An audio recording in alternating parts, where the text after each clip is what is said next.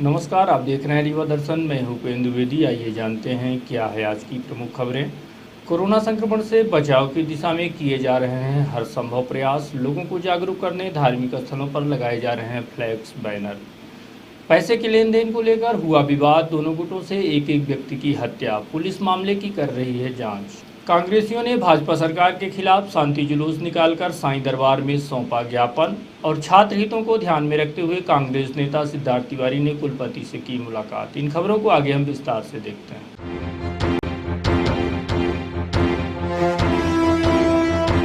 संक्रमण से बचाव की दिशा में किए जा रहे हैं हर संभव प्रयास। स्वास्थ्य परिवार कल्याण मंत्रालय, भारत सरकार एवं प्रदेश शासन के निर्देशानुसार धार्मिक प्रतिष्ठानों एवं पूजा स्थलों को खोलने के निर्देश दिए गए हैं, परंतु कोविड-19 के संक्रमण से बचाव की दिशा में सावधानियां बरतने समेत जागरूक करने की दिशा में एसओपी भी जारी की गई है।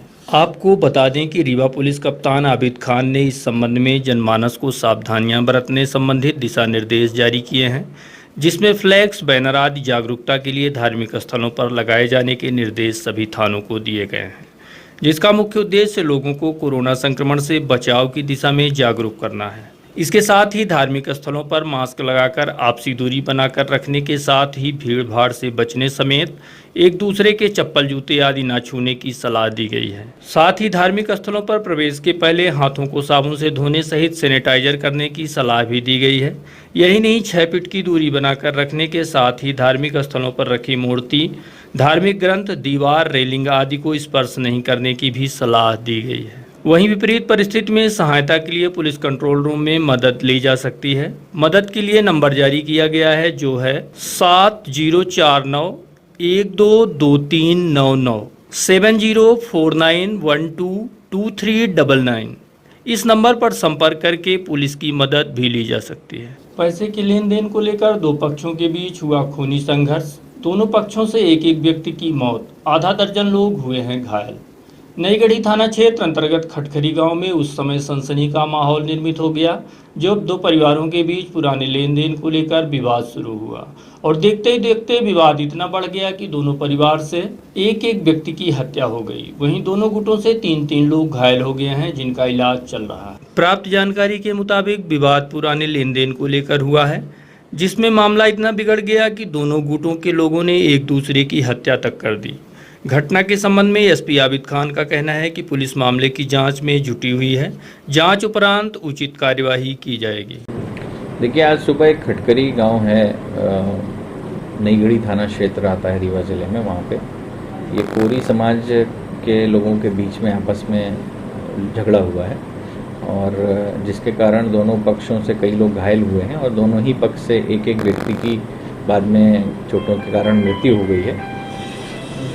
जो प्रारंभिक रूप से पता चला है, वो कोई पुराना विवाद है जो पैसे को लेकर के है, जो कभी पुराने त्यौहार के समय शायद एक पक्ष ने दूसरे पक्ष को दिया था और वो शायद दे नहीं रहे थे। इस तरह से कारण प्रथम दृष्टया बताया जा रहा है, लेकिन अभी और इसमें डिटेल इन्वेस्टिगेशन की जाएगी कि क्या विवाद था और कैसे इतना ज़्यादा विवाद बढ़ गया।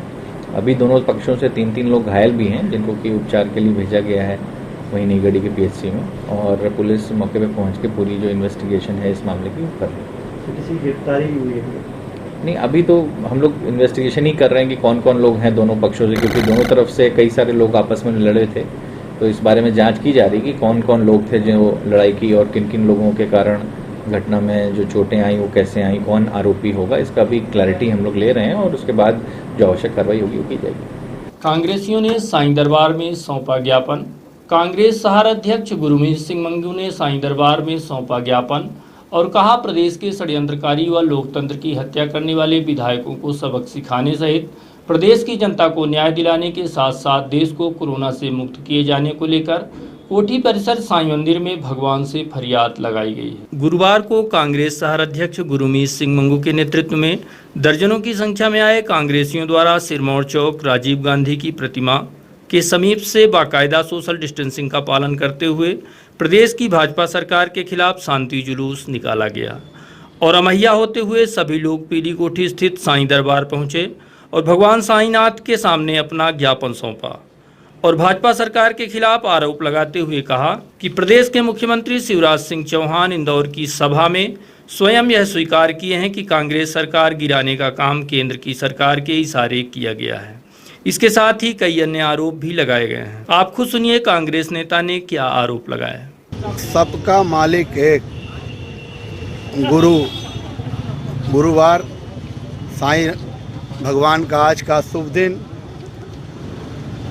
पूरे देश प्रदेश में कोरोना की कहर और भारतीय जनता पार्टी के नेताओं द्वारा केंद्र के आदेश पर जो सरकार गिरा दी और जिन 22 विधायकों को जनता ने चुना और वो बिक गए, उस जनता के साथ धोखा किया, तो आज हम अपने साथियों के साथ प्रभु के श्री चरणों में प्रार्थना करने और एक ज्ञापन पत्र प्रभु के श्री चरणों में सौंपा है कि जिन 22 विधायकों ने पैसे के लोभ में जनता के साथ, उस विधानसभा क्षेत्र की जनता के साथ धोखा दिया, उनकी जमानत जब्त हो जाए। और शिवराज सिंह चौहान मुख्यमंत्री जी ने खुलेआम कल स्वीकार कर लिया कि यह केंद्र के अमित और मोदी के इशारे पे हमने यह सरकार सिंधिया जी और तुलसी जी ने मिलकर गिराई है। इससे बड़ा प्रमाण लोकतंत्र के इतिहास पे कुछ नहीं हो सकता। घमंडों में चूर भारतीय जनता पार्टी के नेता, आज पूरा देश, अभी तक तो लोकतंत्र का चौथा स्तंभ बोलता था कि भारतीय जनता पार्टी के लोगों ने खरीदा, लेकिन आज भारतीय जनता पार्टी के मुख्यमंत्री ने खुद कहा कि हमने ताली ठोक के कहा, छाती ठोक के कहा कि हमने कांग्रेस की सरकार गिराई है और विधायकों को खरीदा है। तो भगवान के पास हम श्री चरणों में निवेदन करने आए कि जिस तरह जनता के साथ और जनता की चुनी हुई सरकार के साथ जो धोखा दिया है, तो प्रभु आपके श्री चरणों में बारंबार सेवक निवेदन करता है कि ऐसी विधायक जो भगे पैसा लेके उनकी जमानत जब्त हो और शिवराज सिंह चौहान और उनके साथी जो इस सरकार को गिराने में शामिल थे उनको दंड दे और कांग्रेस की पुनः सरकार स्थापित हो और आदरणीय कमलनाथ जी यशस्वी मुख्यमंत्री, हमारे नेक इंसान, फिर से मुख्यमंत्री पद पर सवार हों। यह हम सबकी मांग भगवान के श्री चरणों में रही। छात्र हित में कांग्रेस नेता सिद्धार्थ तिवारी ने कुलपति को सौंपा ज्ञापन। विश्वविद्यालय द्वारा चलाए जा रहे स्ववित्तीय कोर्सों की फीस माफी की मांग को लेकर कांग्रेस नेता सिद्धार्थ तिवारी ने अवधेश प्रताप सिंह विश्वविद्यालय के कुलपति पीयूष रंजन अग्रवाल को ज्ञापन सौंपा है। ज्ञापन सौंपने अवधेश प्रताप सिंह विश्वविद्यालय पहुंचे कांग्रेस नेता सिद्धार्थ तिवारी ने ज्ञापन सौंपने के पश्चात मीडिया से रूबरू होते हुए छात्र हितों में की गई मांग के संबंध में जानकारी दी। मालूम है कि पिछले 3 महीनों से हम शायद सदी के सबसे बड़ी समस्या से गुजर रहा है देश हमारा, पूरा विश्व, और समाज का कोई ऐसा तबका नहीं है जो इस समस्या से नहीं पीड़ित हुआ है। हम लोगों ने मज़दूरों की बातें की, हम लोगों ने किसानों की बातें की, गरीब वर्ग की बात की। इन सब के बच्चे स्टूडेंट्स होते हैं, छात्र होते हैं। अगर मज़दूरों के पास पैसा नहीं होगा, मध्यम वर्गीय अभिभावकों के पास अगर पैसा नहीं होगा, अगर किसान गरीबी से गुज़र रहा है, तो जाहिर तौर पे वो अपने बच्चे की फ़ीस कैसे दे पाएगा। मध्य प्रदेश के विभिन्न कॉलेजों में और यूनिवर्सिटीज़ में स्ववित्तीय कोर्स चलते हैं, सेल्फ फिनेंस्ड कोर्स। मेरे पास सैकड़ों की संख्या में बच्चे आए, उन्होंने अपनी बात रखी, स्टूडेंट्स ने बात रखी कि हम फ़ीस देना चाहते हैं, हम फ़ीस दे रहे थे, लेकिन स्टूडेंट्स का ये कहना है कि आज कोरोना के चलते सरकार सबको मदद कर रही है, मज़दूरों की कोशिश कर रही है मदद करने की, किसानों की कोशिश कर रही है मदद करने की, लेकिन हम बच्चे कहाँ जाएं, स्टूडेंट्स कहाँ जाएं। मैंने उनकी बात सुनी और मुझे वाजिब लगी, तो इस सिलसिले में हम ये ज्ञापन देने आए थे आदरणीय कुलपति महोदय जी को। इसकी एक कॉपी परम आदरणीय राज्यपाल महोदय के पास भी हम देंगे। इसमें मैंने उनसे यह मांग की है कि आपके जो स्ववित्तीय कोर्स चल रहे हैं ये सेल्फ फिनेंस होते हैं। अगर आपके पास पैसे नहीं हैं तो आप शिवराज सिंह जी की सरकार, भारतीय जनता पार्टी की सरकार, मध्य प्रदेश सरकार को आप एक लेटर लिखें और उनसे ये बोलें कि जितने स्वित्तीय कोर्स आपकी यूनिवर्सिटी में चल रहे हैं, बल्कि मैं तो कहता हूँ प्रदेश में जितने भी चल रहे हैं, उनकी एक सेमेस्टर की फ़ीस माफ़ की जाए, जिससे कोरोना के संकट के कारण बच्चे फीस के अभाव में उनकी पढ़ाई न रोकी जाए। वहीं इस संबंध में विश्वविद्यालय कुलपति पीयूष रंजन अग्रवाल ने कहा कि जो मांग की गई है वह नीतिगत निर्णय है। इस विषय पर राज्य सरकार जो निर्णय लेगी वही कार्य किया जाएगा। आप खुद सुनिए श्री अग्रवाल ने क्या कहा। उन्होंने श्री तिवारी ने ये कहा है कि जो विद्यार्थी हैं उनके शुल्क को यदि सरकार रीइंबर्स करती है, उसकी अनुदान देती है, तो विश्वविद्यालय को इस आशय का पत्र लिखना चाहिए ताकि अनुदान प्राप्त हो और विद्यार्थियों को उस फीस का बोझ उठाना न पड़े। ये एक नीतिगत विषय है जिसको राज्य सरकार स्तर पर इसका निर्णय लिया जाना है। विश्वविद्यालय जो भी सरकार निर्णय लेगी, कोई भी अनुदान देगी, तो उसी के अनुसार चर्चा होगी सरकार के साथ इस विषय पर। फीस माफ करना तो वाजिब मांग भी है। हाँ, वित्तीय विषय है। वित्तीय विषय को सरकार से यदि अनुदान प्राप्त होता है तो फिर उस पर कार्रवाई की जा सकती है। रोजगार सेतु पोर्टल से प्रवासी श्रमिकों को उपलब्ध कराया जाएगा रोजगार। कलेक्ट्रेट सभागार में आयोजित बैठक के दौरान नवागत कलेक्टर इलैया राजा टी ने प्रवासी मजदूरों के ऑनलाइन पंजीकरण के साथ उन्हें रोजगार का अवसर दिलाए जाने के प्रयासों की समीक्षा बैठक की। इस दौरान अपर कलेक्टर ईला तिवारी, वन विभाग डीएफओ समेत अन्य अधिकारी कर्मचारी मौजूद रहे। कलेक्टर ने समीक्षा बैठक लेते हुए कहा है कि कोरोना संकट के कारण रीवा जिले में लगभग 60,000 प्रवासी घर वापस लौट चुके हैं। इनमें से 45,336 लोगों का रोजगार सेतु पोर्टल में प्रवासी मजदूरों के रूप में पंजीयन किया गया है। रोजगार सेतु शासन की उच्च प्राथमिकता का कार्यक्रम है। इसके माध्यम से हर प्रवासी मजदूर को रोजगार का अवसर दिया जाएगा। इसके लिए सभी अधिकारी मजदूरों को रोजगार का अवसर देने वाली संस्थाओं, निर्माण कार्य कराने वाले ठेकेदारों, औद्योगिक संस्थानों तथा निजी संस्थानों का पोर्टल में पंजीयन कराया जाए। पंजीयन कराने के साथ साथ पंजीकृत मजदूरों को रोजगार का अवसर देना भी सुनिश्चित करें। बैठक में कलेक्टर ने कहा कि जिले में बाहर से आने वाले मजदूरों में बड़ी संख्या उद्योगों तथा अन्य स्थलों पर कार्य करने वाले प्रशिक्षित मजदूरों की है, जिनके कौशल के संबंध में भी रोजगार सेतु पोर्टल में जानकारी दर्ज है। इनकी कार्य कुशलता तथा कार्य क्षमता के अनुसार रोजगार का अवसर उपलब्ध कराया जाए।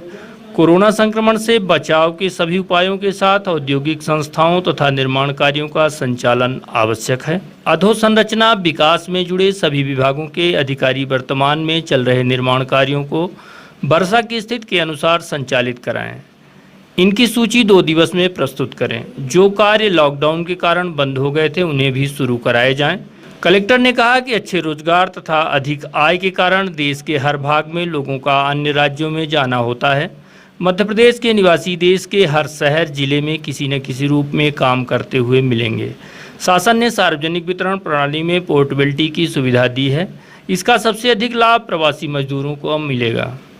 पूरे देश में यह व्यवस्था लागू होने के बाद मजदूर जहां रहेंगे वहीं की उचित मूल्य दुकान से अपना खाद्यान्न ले सकेंगे। जिले में 13,000 से अधिक प्रवासी मजदूरों को 2 माह का निःशुल्क खाद्यान्न दिया गया है। बैठक में वन मंडलाधिकारी ने बताया कि तेंदुपत्ता संग्रहण में लगभग 3,000 प्रवासी मजदूरों को रोजगार का अवसर दिया गया है। वृक्षारोपण में भी अधिक से अधिक प्रवासी मजदूरों को कार्य देने का प्रयास किया जाएगा। बैठक में अपर कलेक्टर ईला तिवारी ने कहा कि जिले में मजदूरों का पंजीयन अच्छा हुआ है। इन्हें रोजगार का अवसर देने के लिए अब तक 384 नियोक्ताओं का पंजीयन ऑनलाइन करने रीवा प्रदेश में 4थे स्थान पर पहुंच गया है। सभी अधिकारी विभागीय कार्य कराने वाले सभी ठेकेदारों का 100% पंजीयन पोर्टल पर कराएं। बैठक में मजदूरों के लिए रोजगार मेलों के आयोजन, स्थानीय स्तर पर रोजगार के अवसर बढ़ाने के प्रयासों तथा कोरोना संक्रमण का आर्थिक गतिविधियों में प्रभाव सीमित करने के संबंध में भी चर्चा की गई। फीस माफी के साथ जर्नल प्रमोशन की मांग को लेकर एपीएसयू के छात्रों ने कुलपति को सौंपा ज्ञापन। 11 जून को अवधेश प्रताप सिंह विश्वविद्यालय के छात्रों ने जर्नल प्रमोशन व फीस माफी के साथ पुनर्मूल्यांकन कराए जाने के संबंध में कुलपति को ज्ञापन सौंपा। और कहा कि अगर हमारी मांगें नहीं मानी जाती तो उग्र आंदोलन किया जाएगा। कोविड-19 के चलते देश भर में लॉकडाउन की स्थिति निर्मित हुई, जिसकी वजह से शैक्षणिक गतिविधियां प्रभावित हुई हैं। साथ ही कॉलेज भी बंद रहे और अभी भी महामारी का प्रकोप कम नहीं हुआ है। ऐसी स्थिति में शुल्क और परीक्षा का दबाव छात्र हित में नहीं है। छात्र प्रशांत मिश्रा ने ज्ञापन सौंपने के पश्चात अपनी मांगों के संबंध में रीवा दर्शन को बताया। हमारी मांगें हैं तो ये तो हम लोग विश्वविद्यालय के छात्र हैं, या तो हम बच्चों का जनरल प्रमोशन दिया जाए या तो फीस माफ़ कर दी जाए, तथा जिन विषयों का रिजल्ट खराब है उनका पुनर्मूल्यांकन के लिए हमने मांग रखी। जैसा कि हमने मांग रखी, अभी हमें कोई आश्वासन नहीं मिला, ना ही कोई निर्देश मिला। हम कुलपति जी से पूरी तरह से असंतुष्ट हैं। अगर ऐसा ही चलता रहा तो आने वाले समय में हम छात्र इकट्ठा होकर एक बड़े कार्यक्रम, एक बड़े धरना प्रदर्शन की तैयारी करेंगे। अन्यथा हमारी मांगों को जायज़ लेते हुए हमारी तत्काल कार्रवाई की जाए। सिमरिया विधायक ने किया करोड़ों रुपए के निर्माण कार्यों का भूमि पूजन। गत बुधवार को सिमरिया विधायक केपी त्रिपाठी द्वारा सिमरिया क्षेत्र के दर्जनों गांवों में करोड़ों रुपए के विकास कार्यों की आधारशिला रखते हुए भूमि पूजन किया गया, जिसमें सड़क नाली के अलावा सामुदायिक भवन सहित अन्य विकास के कार्य शामिल हैं। विधायक केपी त्रिपाठी ने विधानसभा क्षेत्र के पटना, बरौं, दादर में करोड़ों रुपए की आधारशिला रखी, जिसमें 30 लाख की पीसीसी सड़क व जीएसबी निर्माण के अलावा नाली का निर्माण शामिल है। इसके अलावा 8 लाख की लागत से प्राथमिक पाठशाला का भी निर्माण किया जाएगा। इसी तरह से क्षेत्र के दर्जनों गांवों में विधायक श्री त्रिपाठी द्वारा अनेकों विकास के कार्य कराए जा रहे हैं। इसी तरह से ग्राम पंचायत बरौं में 42,75,000 रुपये के कार्य कराए जाएंगे। वहीं बनकुइया मंडल में भी 4,05,68,000 रुपये की लागत से प्रधानमंत्री ग्रामीण सड़क योजना की भी आधारशिला रखी गई है, जो बमहौरी से बनकुइया तक बनाई जाएगी। भूमि पूजन समारोह के दौरान विधायक केपी त्रिपाठी ने वहां मौजूद लोगों को संबोधित करते हुए कहा कि क्षेत्र के विकास में किसी तरह की कोताही नहीं बरती जाएगी। विधायक ने कहा गांवों को मुख्य मार्ग से जोड़ने के साथ नाली निर्माण का कार्य भी कराया जाएगा। इस दौरान उपस्थित सरपंच व सचिवों को भी साफ निर्देश दिए गए हैं कि जो भी विकास के कार्य कराए जा रहे हैं उसमें गुणवत्ता के साथ कोई समझौता नहीं किया जाएगा। इस अवसर पर बनकुइया मंडल अध्यक्ष उत्कर्ष पटेल, किसान मोर्चा प्रदेश कार्य समिति सदस्य प्रवीण त्रिपाठी, युवा मोर्चा शाहपुर मंडल अध्यक्ष विपिन तिवारी, दयानंद तिवारी समेत अन्य पदाधिकारी व क्षेत्र के गणमान्य जन मौजूद रहे। लॉकडाउन के दौरान हाका निकालकर पकड़ी गई गाड़ियां निकली चोरी की। कोरोना संक्रमण को मद्देनजर रखते हुए लॉकडाउन में पुलिस ने हाका निकालकर बाइक में सवार होकर शहर में तफरी करने वाले कई बाइकों को जब्त किया था, जिसमें लगभग आधा दर्जन से अधिक गाड़ियां चोरी की निकली, जिनके खिलाफ पुलिस द्वारा मामला दर्ज किया जा रहा है। रीवा एसपी आबिद खान के मुताबिक हाका निकालकर पुलिस द्वारा शहर में तफरी करने वाले कई लोगों की गाड़ियां जब्त की गई थीं। गाड़ियों के खिलाफ शहर के अलग अलग थानों में कार्यवाही की गई है, लेकिन पुलिस विभाग में उस समय हड़कंप मच गया जब पकड़ी गई गाड़ियों की पतासाजी व जमानत के लिए कोई थाने नहीं पहुंचा। इसके बाद पुलिस द्वारा गाड़ियों का रिकॉर्ड चेक किया गया तो पता चला कि लगभग आधा दर्जन से अधिक गाड़ियां ऐसी हैं जो विगत दिनों पूर्व चोरी हो चुकी थी। वहीं अब पुलिस ऐसे लोगों की पतासाजी करने में जुट गई है जिनके हाथों गाड़ियां जब्त की गई थी। अब देखना यह होगा कि ऐसे लोगों के खिलाफ पुलिस क्या कार्यवाही करती है। देखिए, लॉकडाउन की अवधि में उल्लंघन करने वालों की हम लोगों ने विधिवत कार्रवाई की।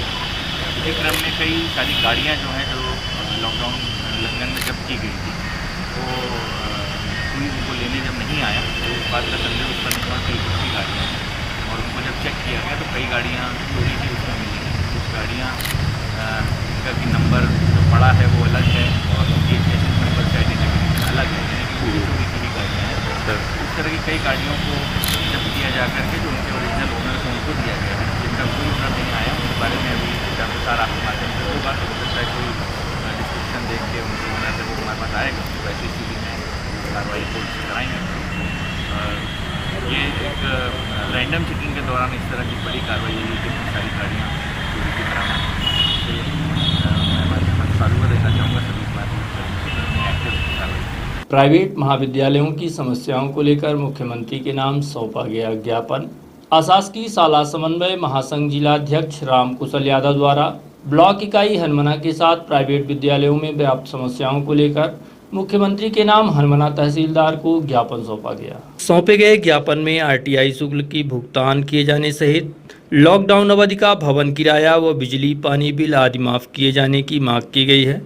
लगातार लॉकडाउन की वजह से वार्षिक परीक्षाएं संपन्न नहीं हो पाई। ऐसी स्थिति में 60% शुल्क सभी विद्यालयों की बकाया रह गई, जिसके चलते आर्थिक स्थिति खराब हुई है। ऐसी स्थिति में शिक्षकों की 4 माह का वेतन भुगतान भी लाले पड़ गए हैं। इसलिए सरकार को प्राइवेट स्कूलों की आर्थिक मदद पर भी ध्यान देना चाहिए।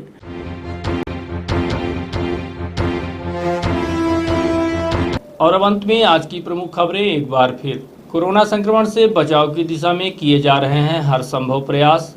लोगों को जागरूक करने धार्मिक स्थलों पर लगाए जा रहे हैं फ्लैक्स बैनर। पैसे के लेन देन को लेकर हुआ विवाद, दोनों गुटों से एक व्यक्ति की हत्या, पुलिस मामले में कर रही है जांच। कांग्रेसियों ने भाजपा सरकार के खिलाफ शांति जुलूस निकालकर साईं दरबार में सौंपा ज्ञापन। और छात्र हितों को ध्यान में रखते हुए कांग्रेस नेता सिद्धार्थ ने कुलपति से की मुलाकात। तो ये थी आज की प्रमुख खबरें। देखते रहिए रीवा दर्शन। दीजिए हमें इजाजत। नमस्कार।